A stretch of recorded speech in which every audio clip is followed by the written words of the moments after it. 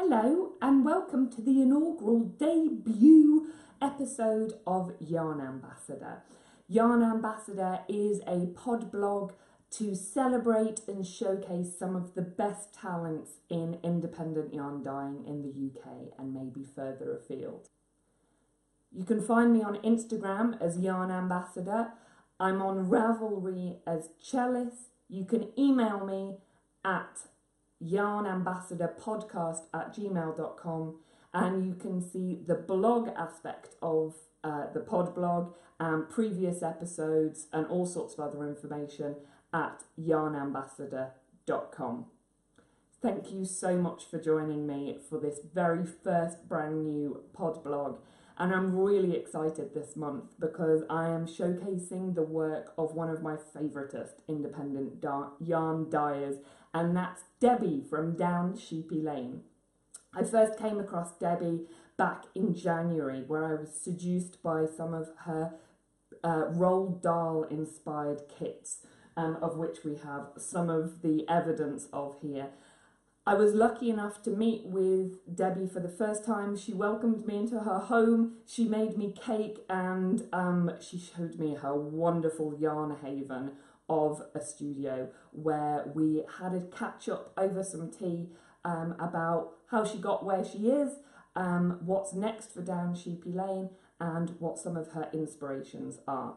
So you can catch up with that interview right here. So thank you very much for being the first Yarn Ambassador interviewee. I forgot about this. But it wouldn't. What kind of ambassador would I be without Ferrero Rocher? So those are also one of my the favourites. Yeah, Definitely. that's what being an ambassador is about, apparently. Chocolate. Yeah, I know, about eating chocolate. So tell us about how you ended up being a yarn dyer. Were you a knitter first and then went into yarn dyeing? I was a crocheter first. Oh, a crocheter. Yes. When the first issue of Molly Makes came out, there was an apple cosy on the front, and I wanted to make one. So a long time ago, when I was little, my grandma taught me to crochet and my mum knits, so they both tried to teach me, but I wasn't interested when I was little. But that apple cosy was what started it off. I think it was in about 2010, and and it went from there. And then I found Instagram. Dangerous. And Yarndale. I've never been. You need to go. I think I might go.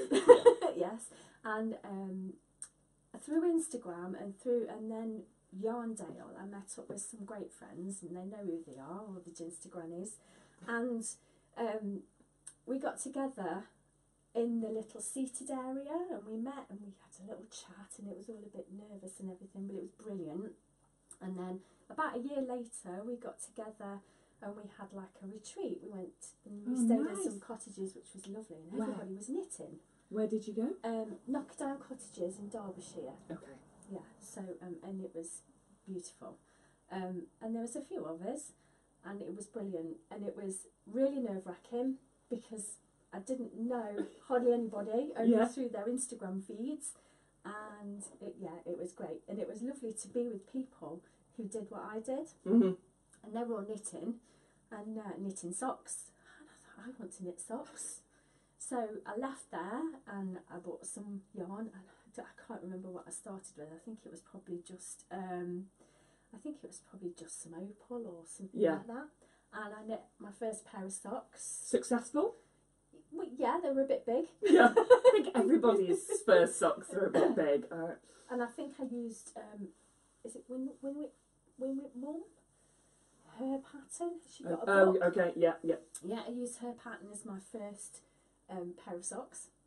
And from there, it just carried on, and I thought, well, I can do this. YouTube's brilliant. Yeah, YouTube's very helpful. So, it just went from there. And then it got to the point where I'd picked up this beautiful hand-dyed skein of yarn, and I thought, I love this.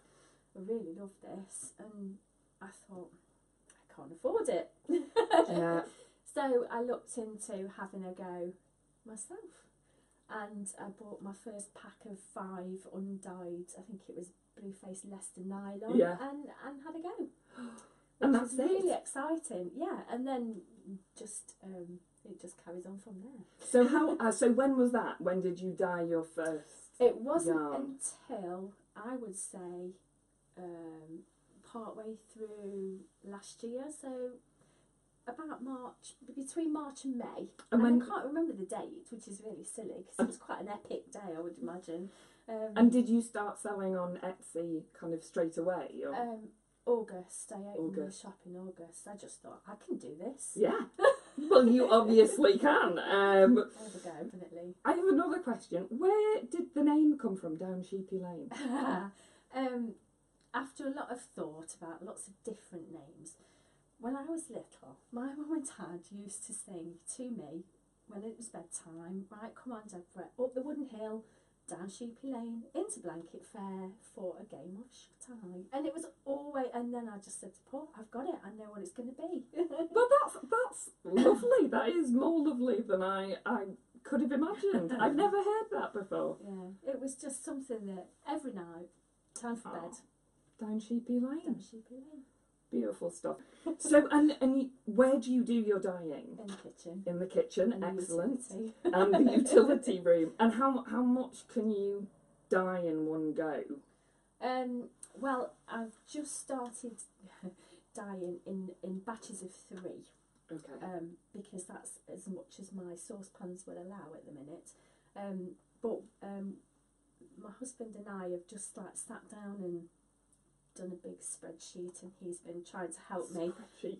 Oh, I love a spreadsheet. I do love a spreadsheet, but and he's sort of like said, well, you know, to get the best, you need to be doing this. So yeah, batches of 3, and it depends how long I'm sort of dyeing for, really, how much I can do. It's limited because of I've got my day job, and then. So you're not a full-time dyer. You're fitting it in around. I am squeezing it in. The job.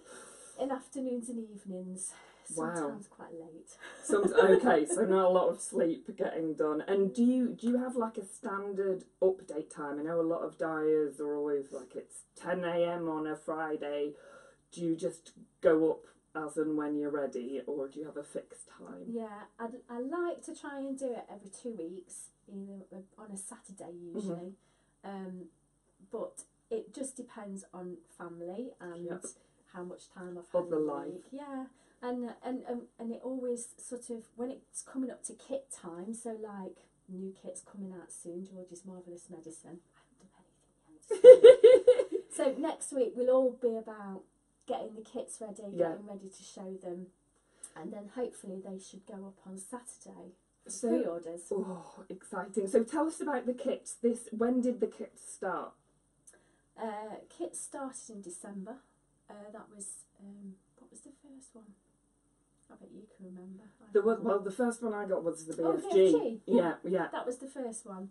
So the BFG was the first one. I love Roald Dahl. Yeah. My daughter loves Roald Dahl. We all love Roald Dahl. So it was kind of like, I'm going to do that. And I mean, I remember Roald Dahl right from when I was in junior school, and my teacher reading, I think she read George's Marvellous Medicine, which was completely epic, and I loved, and it just went from there, really. So you're going to get some amazing colours out of George's Marvellous Medicine, aren't you? Yeah. That's going to be bonkers good. Yeah. So it was just, it just sort of stemmed from there, so from December. But this one, Charlie and the Chocolate Factory, will be my last that'll be 6 months. Okay, so and then will you introduce other kits afterwards, or do you have to wait for inspiration to strike before? Well, the inspiration's still I've got to find it yet. But yeah, I'm hoping to perhaps start a proper sock club, maybe, with perhaps not sort of the whole kits, with the bags and everything else. So at the moment, the kits you create, they're just kind of monthly kits, but they don't require pre-sign up. They're just there in your Etsy shop as and when they're ready. Yeah, they go up for pre-order, and then if they're there, you can purchase one. If they're gone, they're gone. Yes, yeah. So. Excellent. And so tell us a bit about your yarn and the bases you chose to use. Okay, so I've got a fair few on the go, Mhm. which I like. The first one, which is my sturdy sock, is blue-faced Leicester and nylon. Yeah. And it's a 25-75 blend, which is quite a good one for socks. Yeah. Bog standard. Then there's my comfy base, Yeah. comfy sock, which is the merino nylon, and it's on high twist, which gives really, really great I stitch think that's my favourite one. definition. Yeah. Is that's what I that's have to, yes, I have to mention the Yeah. jumper I am wearing is that this was the first Game of Thrones one that you did, wasn't it? Arya Stark, Arya Stark colourway, and I felt very bad because somebody on Instagram got upset because I think I carjacked them, but hit my But look how great the results are, so it was definitely worth it. So yes, this is the high twist merino nylon, which is fabulous for and drapey. Yes, it's just beautiful, and it's lovely in socks as well. It just feels great. So there's that one. I also do the one that I updated last night was my opulent base, which Is that a new one? I've had it in the shop in and around for a Okay. while, but it's a 70% baby alpaca, 30% silk, and 10% cashmere. Wow. It is that one there. The yellow, Can I yeah, grab one? grab one, yeah. And it is God, absolutely that is so super soft. That's super soft. So that wouldn't be for socks though, right? No, I have knit a pair of socks in it. Have you? Yeah. I gave them to my sister and told them she could only wear them in the house as bed socks. Yes, but beautiful for shawls and garments. Oh my goodness, that is. My mum's just made a shawl in the speckled egg colour, and it looks beautiful. So Wow. I've got all my stuff out for blocking. I'm going to block it next week. Almost wish I hadn't touched that because now I'm like, oh, that is super soft. So how do you know when you're doing your colourways that that's it? I've got a good one. A lot of the time it's reaction on Instagram, Okay. because that's where that's where I put my stuff out really. Yeah, so it's reaction on Instagram, and then if you put it in the shop and it sells well, you're like, Yeah. get in there. Like last night's unicorn frappuccino went quite quickly. Did it? Yeah, I did notice by the time I'd got on that had all gone. Which was absolutely spot on, really good. And there'll be some more of that. There's some on the line, And where do you get your inspiration from it? Is it just, oh, I'd like to see how those colours work together, or you see something and go, I've got to turn that into a yarn? a lot of the time it's I see something. So with the Game of Thrones colourways, it's the clothes people are wearing. Unicorn frappuccino has come from Starbucks. Name dropping, but yeah, that colour combination was just just gorgeous, and then chuck some sprinkles in there and it's just perfect. So yeah, it's a lot of what I see and what I think.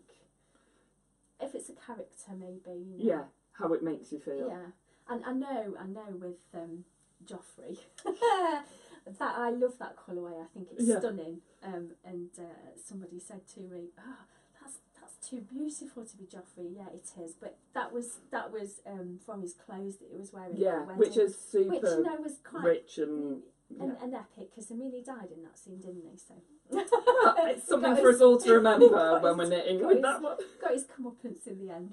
So, but yeah, I absolutely love that colourway. It's stunning. Yeah, and I love one of my other favourites is the imp as well. Yeah. But it does just look like it's been soaked in wine, which I think is super appropriate. Did you use wine to dye it? No, I didn't. I might have drank some. Yeah, whilst I Whilst think for dyeing. inspiration, that's absolutely fine. With your bases, do they dye up differently? So with your blue face Leicester, do they take the dyes differently? Can you see that they react differently? Yeah, and sometimes if they're a thicker yarn, so a DK weight, when you try doing your same recipes, will be a lot lighter because the base is thicker. So yeah, it does kind of make a difference. And the tencel as well, the tencel merino that I do, that because it's so silky, that almost like the colour is always muted. Okay, so it kind of knocks it back a bit. you have got a fabulous eye for detail. But I remember the first package I got for you was just so beautifully put together. Would you say you're quite a perfectionist when it comes to kind of finishing? I'd like to think I was, but actually sometimes Is it I just try really hard. It looks and it amazing. takes a while. Yeah. Yeah. Well, it's very much noticed, and it is getting a parcel from you is just always beautiful.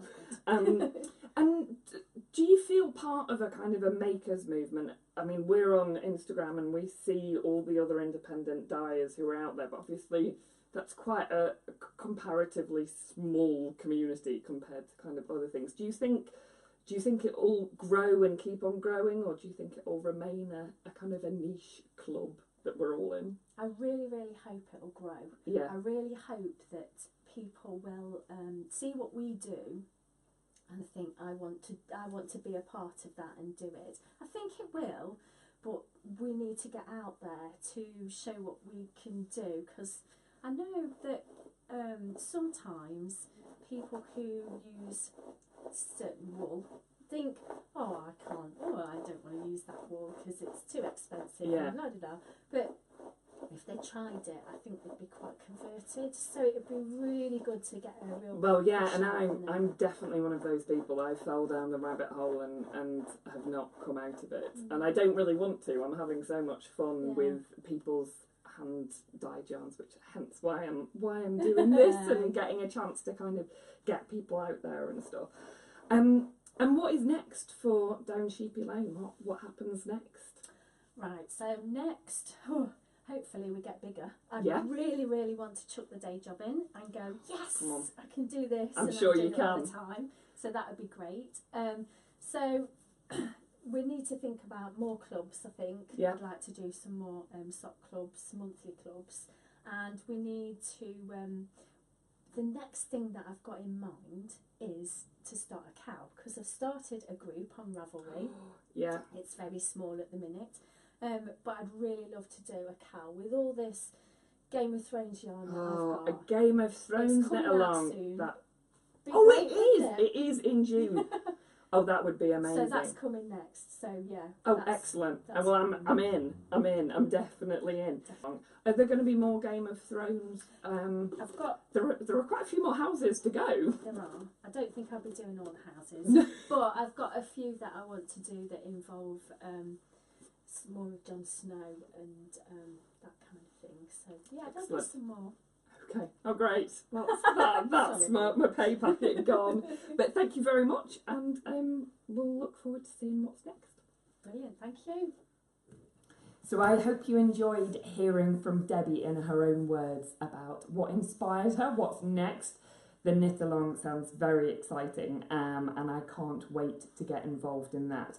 And I've got plenty to get involved with. One of the things that really got me excited about Debbie's Etsy shop was the Game of Thrones inspired yarns she started dyeing. She's done 3 so far, and she's been following the different houses of Westeros through her yarns, and it's been roughly each month she's been doing a different house. So she started off with House Stark, where she had some really wonderful yarns. I've got one here, and this is the Red Wedding, which I think is so aptly named. It's a beautiful kind of rich speckled red. For those of you who know Game of Thrones, I think you can understand why it's called the Red Wedding. But the one that really caught my eye, I will just swap it over here, is the one that she called Arya. Look at this. This is it balled up as well. You can see what a beautiful, rich tonal green, yellow, browns. It's a true kind of a warrior style green. I was lucky enough to snap up enough of this to make a full sweater quantity, which for those of you who follow me on Instagram, you will have already seen. I was inspired by Amy Florence to make a pavement sweater, knit up a pavement sweater, and look how beautifully the aria goes with that. This is on Debbie's merino nylon high twist, and it's just got the most beautiful drape to it, and I would say is absolutely perfect for garments. So I can't wait to get going on a couple more of those. One of the other lovely things that Debbie has done with her Game of Thrones inspired sets is make these beautiful mini sets. And you can see there, sorry about the glare, that's the House Stark ones. You have Sansa, I think that's the Night's Watch. There's the Red Wedding you saw before, that's Arya, and that's Ned Stark, or is it? Ned Stark's Bastard, that's what it's called. I knew it was something exciting. So that was the first one, and I thought that was it when House Stark came out.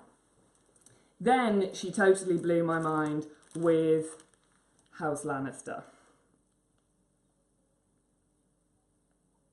So here we have, from left to right, we've got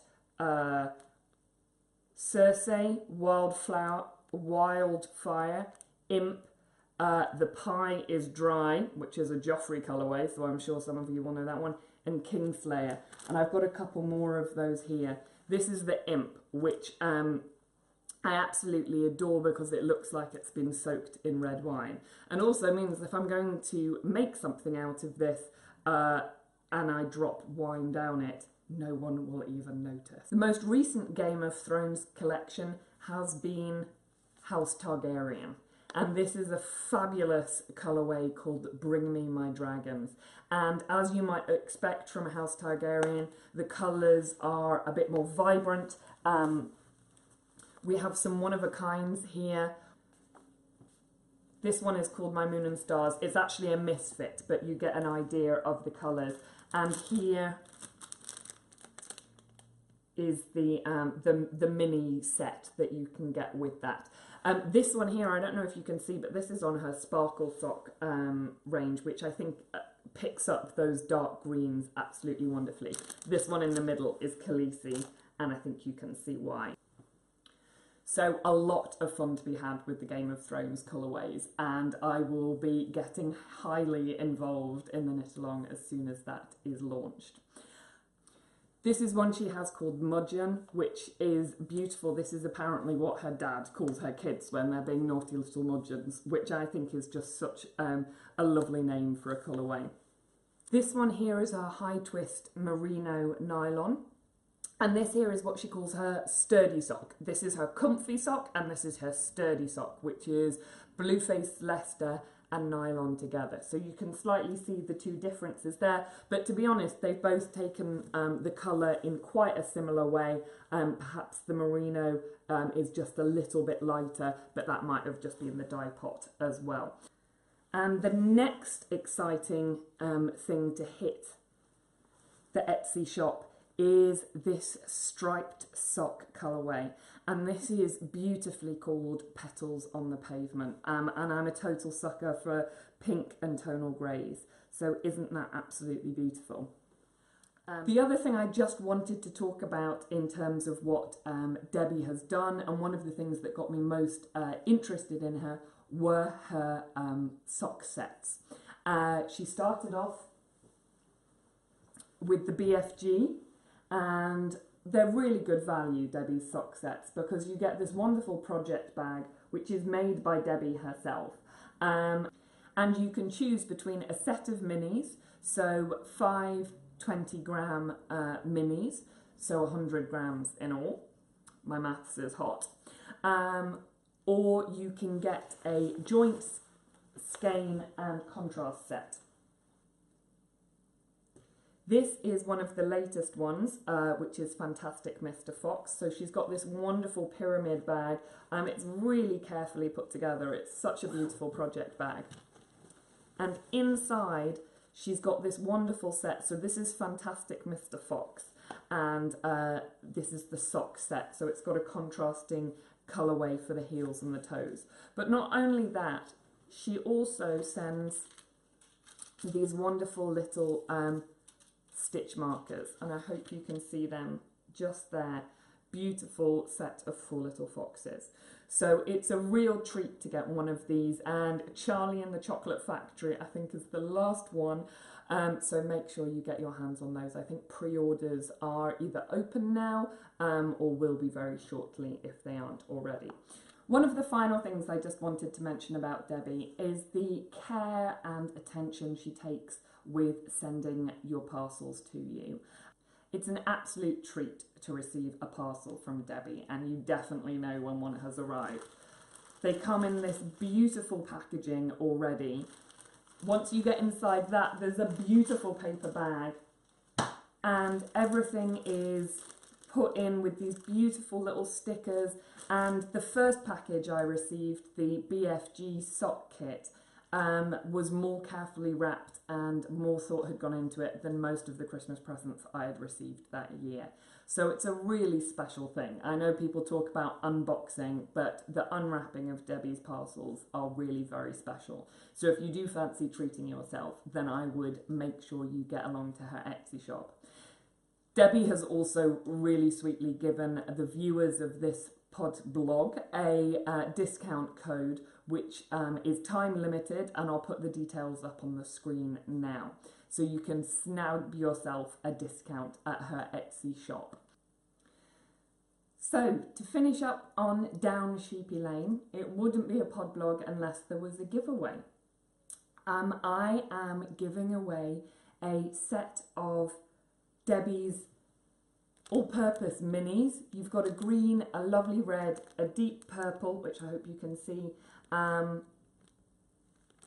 green, a kind of minty green, and a lovely peachy orange there.